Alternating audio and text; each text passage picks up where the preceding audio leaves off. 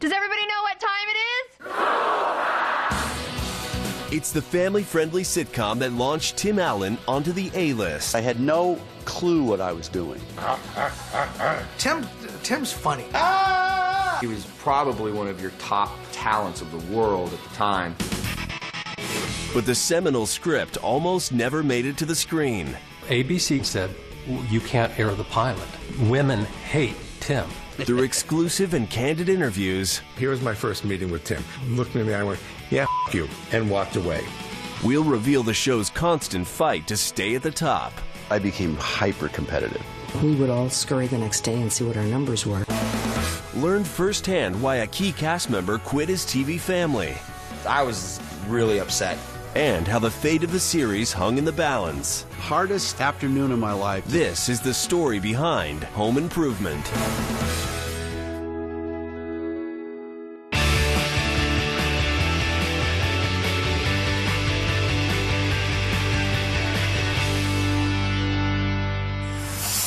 In 1990, stand-up comedian Tim Allen was making a name for himself with a popular Showtime special entitled Men Are Pigs. Had a hook. I talked about garden equipment, mowing lawns, tools, shears, the stuff I really am interested in, and grunted, because how men talk. That special caught the eye of Disney executives. Michael Eisner and Jeffrey Katzenberg had seen Tim Allen, and they thought he was very, very funny, and they wanted to develop a television series to use him.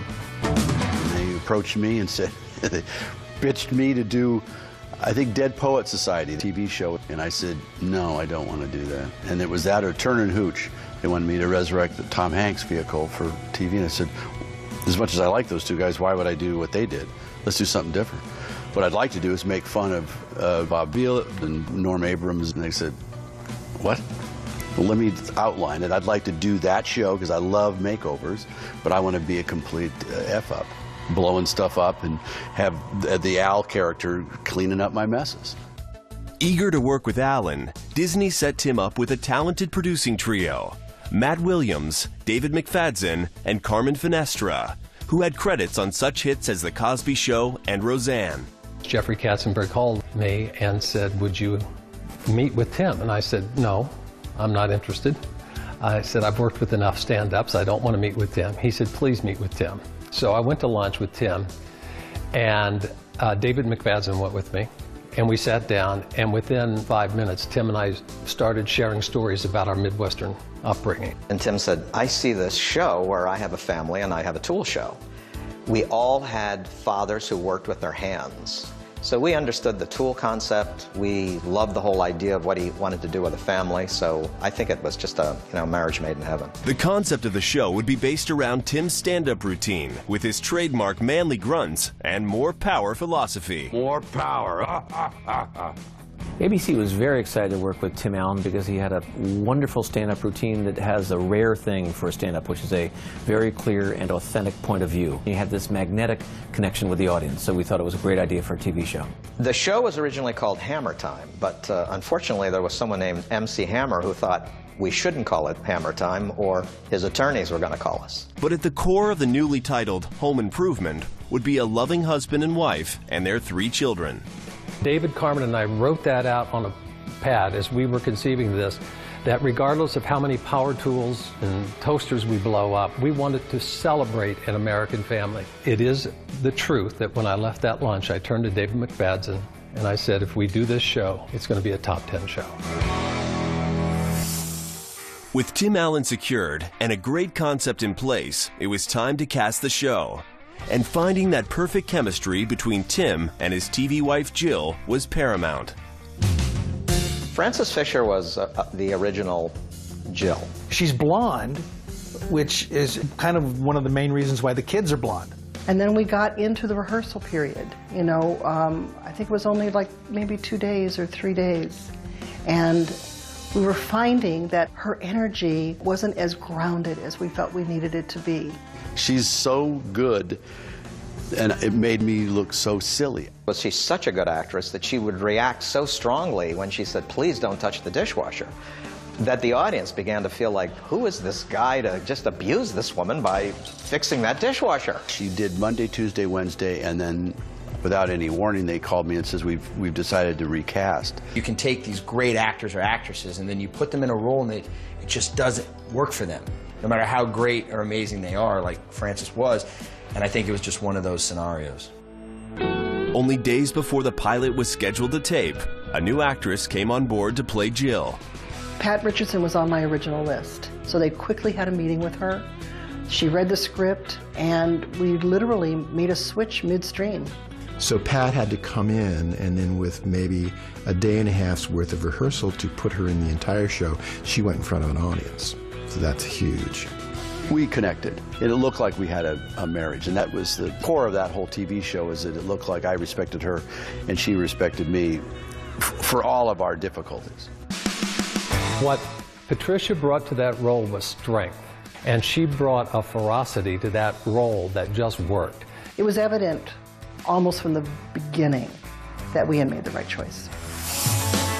When it came to casting the children, the search was on for 3 rambunctious and precocious Taylor boys. You're trying to sort of guess, when you cast kids, how they'll turn out in 5 years. Will they still be funny? Will what makes them funny now continue to be funny 5 years from now? First to be cast was the sarcastic middle son, Randy. 10-year-old Jonathan Taylor Thomas was up for the role, and it quickly became clear he was a natural in front of the camera. Jonathan Taylor Thomas's audition was terrific, and we had to actually take him to the network pretty quickly because another project was after him, and we didn't want to lose him. Jonathan walked into the room and looked around, and you saw the intelligence, you saw this impish quality. Jonathan had great comedic instincts. He just did. He just knew how to make things funny. He and Tim had instant chemistry. You know, it's something that you can't manufacture. Next up was the role of oldest son Brad, and the front-runner was Zachary Ty Bryan. I was born and raised in a suburb right outside Denver, Colorado. So I was just kind of like this really active kid with a lot of personality. I think my mom kind of caught on to it. I did like a Burger King commercial. I did a Polo Ralph Lauren commercial. Zachary and his mother ventured out to Los Angeles to try their luck during pilot season. Within just a few days, he scored an audition for the new sitcom. I remember I originally tried out for Randy, and the casting director, Debbie Barilski, was like, she kind of sent me back out and said, here, give him some other sides, and they were the sides of Brad. What Zach Ty Bryan had was this amazing athletic jock energy. He didn't have any of that Hollywood stuff. You know, he was just all boy. Zachary knew he was doing something right when he tested for the network. I just remember the room kind of lighting up. Well, he walked in the room, there was no pretension, he wasn't an actor, you know, let me try that again. He was just great. Zachary was a developing comedian. It was far funnier than the script he was given. I remember looking at John Pasquin and Matt Williams, and I remember the energy was good. Zachary landed the job, leaving one more role to be filled in the Taylor family. That of youngest son Mark, and actor Taron Noah Smith quickly got everyone's attention. He was perfect as the boy that adored his father, follow him anywhere. He was also a little slighter of frame, which of course made the older boys, you know, that's the kind of kid you're going to pick on. I remember Taron's callback. I think he was only 4 or 5 at the time. So many actors at that age just are reciting. They say their lines by rote. And Taron Noah Smith couldn't read, so he would sit on his mother's lap, and she would help him as they went along with his lines. Taron was just perfect for that role because he was just a really innocent kid. He's got an amazing heart. So he was perfect, and we went through an extensive audition process for that particular role, and Taron won out. Up next, the difficulty in finding Tim's perfect neighbor. Cussed out repeatedly. You expect me to stand behind that damn fence? And the pilot that almost didn't air. Some women saw it as sexist. ABC said you can't air the pilot. When the story behind Home Improvement returns. Welcome back to the story behind Home Improvement. With the Taylor family all lined up, it was time to find Tim's perfect tool-time sidekick, Al Borland. I rolled through a stop sign, and I had to go to traffic school. So I'm sitting there for 8 hours next to this woman who turns out to be an agent. I found out about home improvement at traffic school. Luckily for Karn, he already had an in with the show's creators from his early days in theater.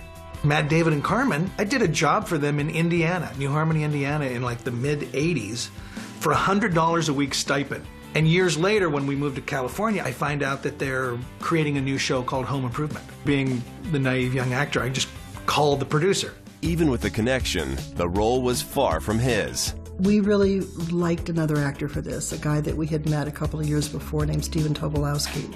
But he was offered a film the same time that would have conflicted with the pilot of Home Improvement. So we went to Rick and said, look, Rick, we just need a guy. We're going to call you, Al, and you'll just come in for this pilot. You'll only have a couple of lines, and then, you're done.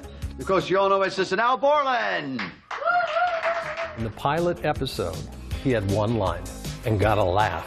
I don't think so, Tim. I think that line is why I got the job. I didn't know the business at that point, but I'm a pretty good judge of character, and I went to Matt and I said, I think you found your guy.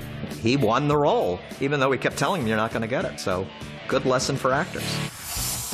One of the biggest casting challenges for Home Improvement was finding Tim's neighbor Wilson, who lived on the other side of the fence and was only ever seen from the nose up. The first choice was John Bedford Lloyd. We felt going into the testing process that he was probably the front runner. We explained to this actor, you understand, this is the character. You're going to be behind a fence. If this show goes, for the life of the show, you're going to be behind the fence. No problem. No problem. He got the script, and he read it, and he had his agent call us. I can't use the language that was used, but basically cussed out repeatedly, you expect me to stand behind that damn fence? I'm not doing this. Well, that's good to know, because we're about 3 days from starting rehearsal.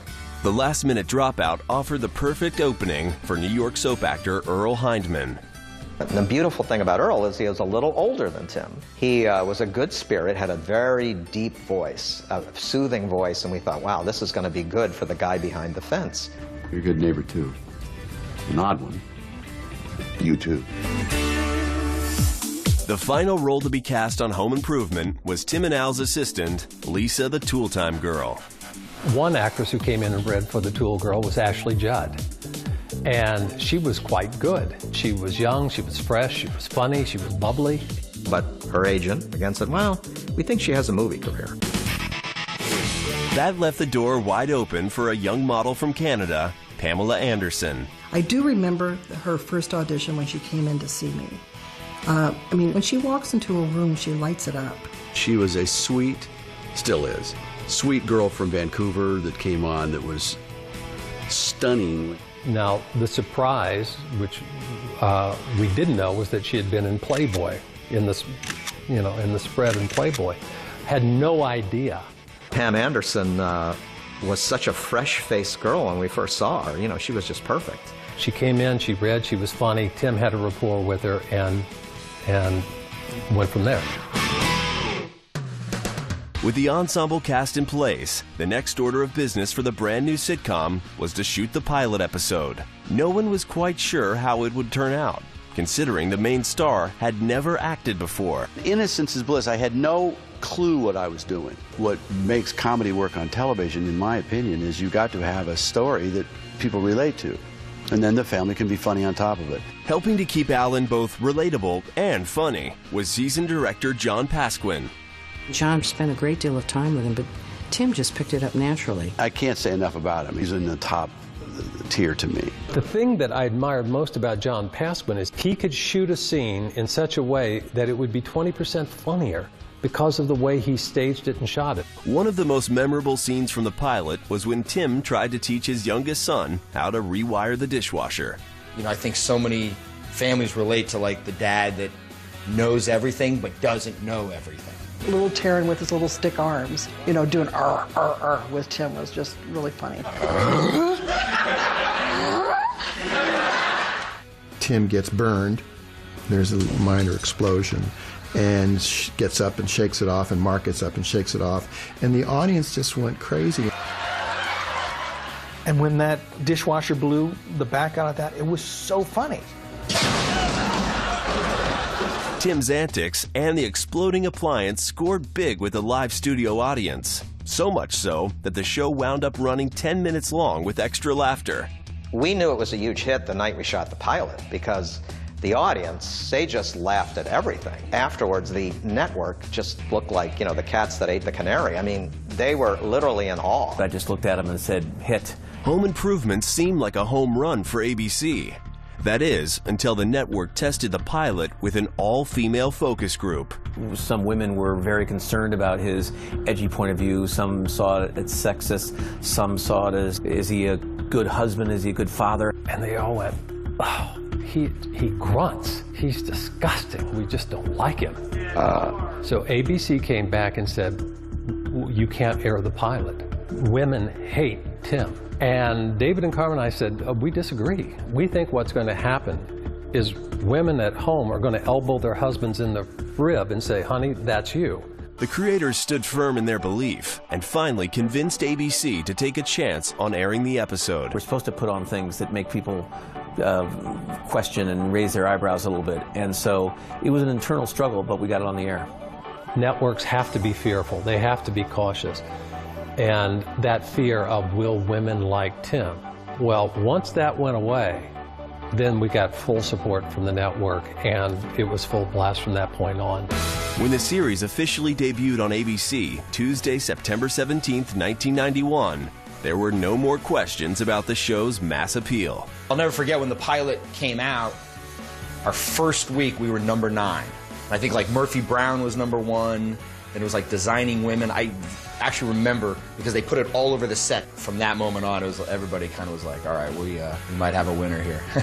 The show was definitely a winner with both sexes. And to prove it, the producers received their first piece of fan mail from a woman.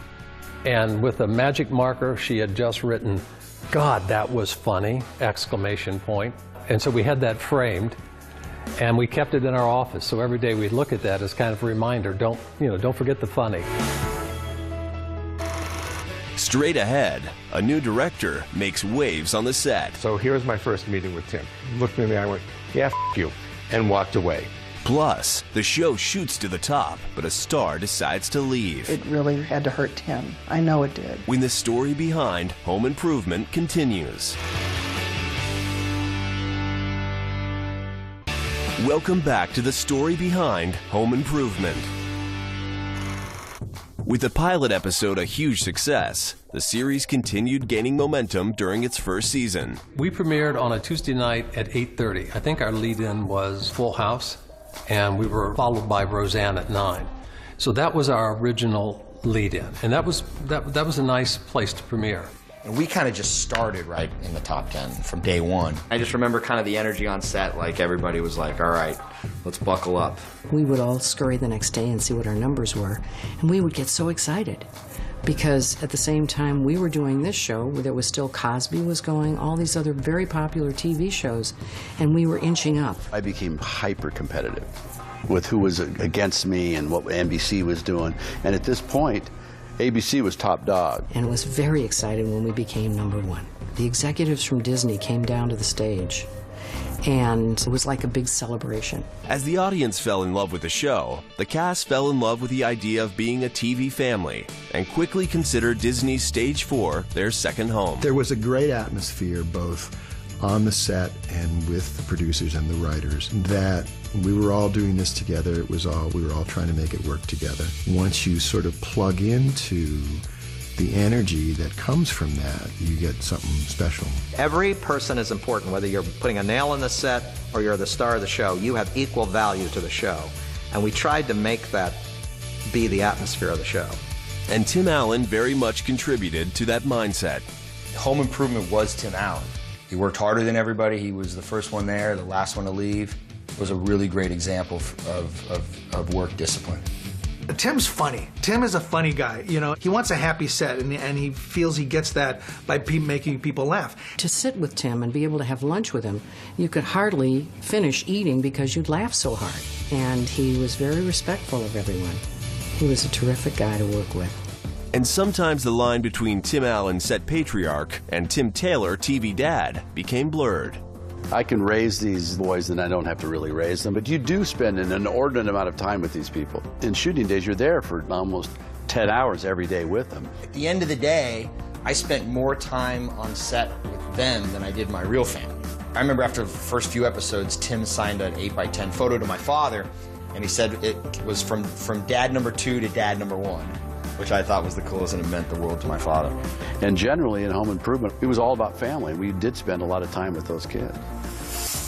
After a wildly successful first season, ABC took a big chance the next year on changing Home Improvement's time slot. The second season was a bold move on ABC's part to move it out of a protected time slot to 9 o'clock on Wednesday night to start an hour. Jeffrey Katzenberg called me the morning after we premiered in that Wednesday 9 o'clock slot, and he goes, "There's no question it's a hit because the audience has followed it." We were opposite Seinfeld at the time. They moved Seinfeld because we were crushing that, and they moved it to Thursday, which then became Must-See TV Thursday. In addition to the new time slot, another big change was afoot for the series. Halfway through season 2, director John Pasquin decided to leave the show. It's tough. I mean, it was also a point in my career where I wanted to do movies. I was doing this wildly successful show, but it wasn't ultimately what I wanted to do. Tim Allen was less than thrilled at the prospect of losing Pasquin, a director he'd grown to admire and trust. It was a funny time for me. I hate, and I still hate, transitions. I like consistency, but that's just one of my ideals. Tim didn't ever want change once we had a machine that was been working, and John Pasquin was very much a part of that machine. The new guy campaigning for the director's chair was Andy Cadiff. When Andy Cadiff came along, Tim was resistant. So here's my first meeting with Tim. The stage manager, Sean Shea, brought Tim over and said, "Tim, this is the new director, Andy Cadiff." And he looked me in the eye and went, "Yeah, f*** you," and walked away. He really had trouble accepting the fact that there was a new director. Even though Cadiff had the backing of the show's creators, it was Allen's approval that would solidify his position. I was really lucky. My first episode ended up being one of Tim's favorite episodes. The episode was called Howard's End, and it was Zachary Ty Bryan's character was to babysit his girlfriend's goldfish, and it died. And the opening of the act coming out of commercial was a shot, a close-up of a floating dead goldfish. So you pulled back off the dead goldfish, still looking through the goldfish bowl, and then there were 2 eyes and a sad face, and it was Zach. The audience laughed for about a minute. And so after that, I think Tim, his shoulders relaxed a little bit, and he started trusting Andy. I think that kind of kept me in the game. Just as the cast was getting used to their new director, another change would be thrown at them. Show creators Carmen Finestra and Matt Williams brought in an old friend from The Cosby Show to oversee the series. They brought in Elliot Schoenman, who in my estimation, one of the great showrunners I've ever worked with. He had a philosophy, and he told the writers this at all times: none of us here are bigger than this show. The audience has come to this show, we have to serve the show. And just like with Andy, it would take Tim time to warm up to the new addition. It was really interesting because we shared each other's jobs. He talked about the pressures of being the leader on the set, and I talked about what it was like in the room of being this ringmaster. That was a tremendous breakthrough for us. You know, we gradually built a relationship, which turned out to be a terrific relationship. As Andy and Elliot happily settled into their new roles, one Home Improvement cast member was anything but happy with hers.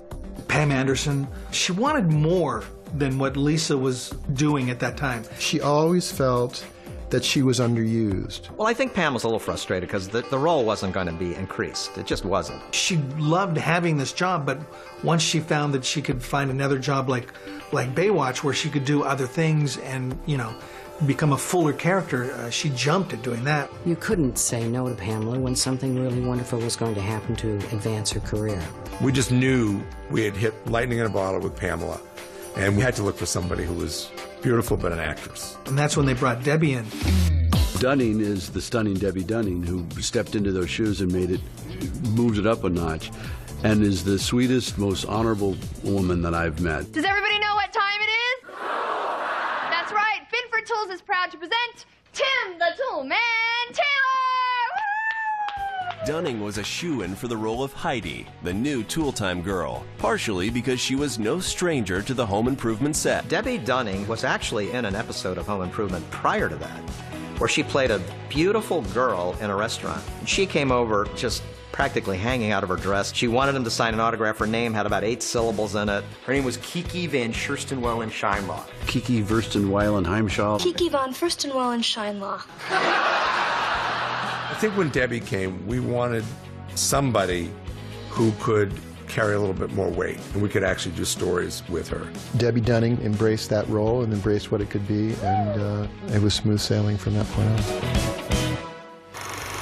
When we return, He was literally the biggest heartthrob of the 90s. Jonathan Taylor Thomas makes a startling decision. I think it affected Tim the most. You know, he was like a son. When the story behind Home Improvement returns. Welcome back to the story behind Home Improvement. The family sitcom had undergone several cast and crew changes in its first few seasons, but its massive appeal held strong. This prompted ABC to shift Home Improvement from Wednesday to Tuesday night, facing off against another comedy giant, Frasier. I had such great confidence in the show, and I just loved the show, so I decided to do it. Home Improvement did something like a 32 share, and Frasier did a 20 share. I've been right a few times, I've been wrong a lot of times. It was nice in that instance to be right. The time slot didn't matter. People came to watch, and they made an appointment to watch our show. Home Improvement continued to outperform its competition, and as it wrapped up season 4, the show reached a major milestone, completing 100 episodes and beginning a life in syndication. Syndication is fantastic. Of course, it was a very exciting time for us. What was really amazing was that everyone was watching the shows again and again. To launch the show in new markets, a special episode was created called Tanks for the Memories. How do you top blowing all the windows out of the house with a sound system, or nail guns shooting up Tool Time? Oh, we'll just go to an army base and have a tank run away with Tim. Tim wanted to learn about how a tank worked. And then the next thing you know, Tim is barreling through and flattens a golf cart with this tank. Flattens it. It was a lot of fun. It was very challenging. It was very hot, but it was highly promotable. Disney came with the idea that we'll show this first in syndication, then we'll show it on ABC. And thus it brought a huge audience to the first night of syndication. It was a great publicity stunt. Years of being a top 10 show and the added exposure of worldwide syndication made the cast of Home Improvement more popular than ever.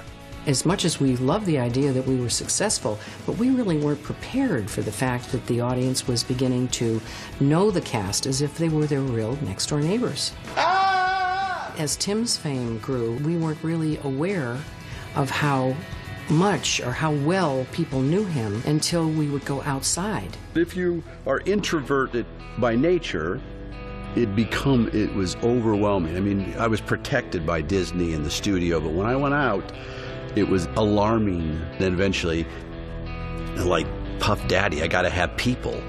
I'd just go out, and then eventually I had a guy in a coat that just did this. We did a lot of mall appearances.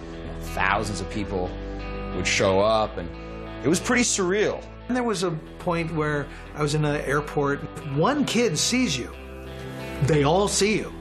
And all of a sudden, I'm like running down the hall like I'm a beetle. That was kind of weird, you know, being chased. I came to a conclusion quickly that, you know, if I'm going to be upset about this, I'm going to be upset all the time. So just enjoy it. One cast member who was enjoying his newfound fame was Jonathan Taylor Thomas. Well, Jonathan became a phenomenon. He was literally probably the biggest heartthrob of the 90s. We do all these photo shoots for Tiger Beat, all that stuff. I would be in probably every issue, but not a lot. I mean, Jonathan was like on the cover of every single one of them. And then Jonathan, particularly because he was such a little heartthrob, started getting much more fan mail. We had to figure out what to do about this. If I recall correctly, we ended up with some special agency that would handle answering the fan mail. I don't think anybody knew when they first cast him. And, you know, the kid actors, you know, it's impossible to tell who's going to take off and who's going to grow into being really good. But as luck would have it, Jonathan developed into a very talented actor, and the writers capitalized on that with one of the series' most touching episodes. We wanted to do 24 hours in the life of a family waiting for medical results where there's a real scare. In The Longest Day, Tim and Jill find out that Randy might have cancer. The only problem was ABC didn't want the episode made. The network, of course, freaked out totally. Networks have a tendency to worry about that very special episode, one that's going to be too serious. We didn't want it to be, the comedy episode is now suddenly, you know, a drama, it's suddenly ER. The story we wanted to tell was the preciousness of life. Tim Allen was in favor of doing the episode, so ABC finally acquiesced. The producers felt strongly about it, and it was our desire to support the producers, and they were right. The cancer show gave Jonathan Taylor Thomas a chance to really show what he could do. He was great. He was at a perfect age to really tap into, you know, levels of acting that he hadn't really been asked to do before, and he was amazing. I know you're scared, you know, I know how you feel. I don't want to die, Dad. The Longest Day was nominated for a Humanitas Award, and the episode rated so well, it bumped Home Improvement back into the #1 spot. We also got an amazing amount of mail of people who found that really moving. We got a couple of really interesting letters of people who said that their kid had a similar thing and they decided to look into it as a result of this. That was really a powerful, moving experience. Despite Home Improvement's immense popularity with fans, the show was never able to win over the critics. We were #1 show, for 7 or 8 years, and we never got anything but lousy reviews. Absolutely adored by the American public and globally, and totally shunned by the critics. So Carmen Finestra saying, look, if we're going to be shunned by the Emmys, we're going to create our own award show. We came up with the homies. I was like the MC of it. We gave out the awards. People came up and accepted the award. So everyone went home with a trophy, and that was Carmen's way of kind of boosting morale. Coming up, honestly, I think he got bad advice. Find out what caused the Home Improvement family to lose a son. I think I've even heard that Jonathan wishes it had gone differently. That's next, when the story behind Home Improvement continues. Welcome back to the story behind Home Improvement. As the ABC sitcom entered its 6th and 7th seasons, it was still a top 10 show. Every week, fans invited the Taylor family into their living rooms to see what Tim would destroy next. They had me blowing stuff up constantly. To keep things fresh, the stunts grew more and more elaborate, ultimately becoming a trademark of the show. We had great special effects, and our crew, they would do anything we asked. They were excited by any great idea. Our crew, Warren Schaefer and props, all of them, I mean, they were just magnificent. It's pretty amazing what we pulled off. We had a bobcat, which is a bulldozer that had a propane tank on the back so you could drive inside of a building, that they let me drive upstairs. No one asked me, have you ever driven a bulldozer? Nah. So I climbed it up the stairs, and because the bucket was at the wrong level, it started teetering like this. The bobcat goes, go, boom, like that, back onto like its gas tank. And Tim's like, you know, he's like, the look on his face was like, get me out of here. And the entire vehicle almost flipped over onto Tim. I'm standing next to this giant rocking thing, and at the end of the take, everyone comes up, Tim, are you okay? Are you fine? Yeah, I'm okay. Well, I could have been crushed. We blew up the Gidget house on the Warner Ranch. Tim comes out and says, okay, we're all done. And he claps. And they all look at each other. And there's that moment, and then they go, run! Come on, guys, let's go!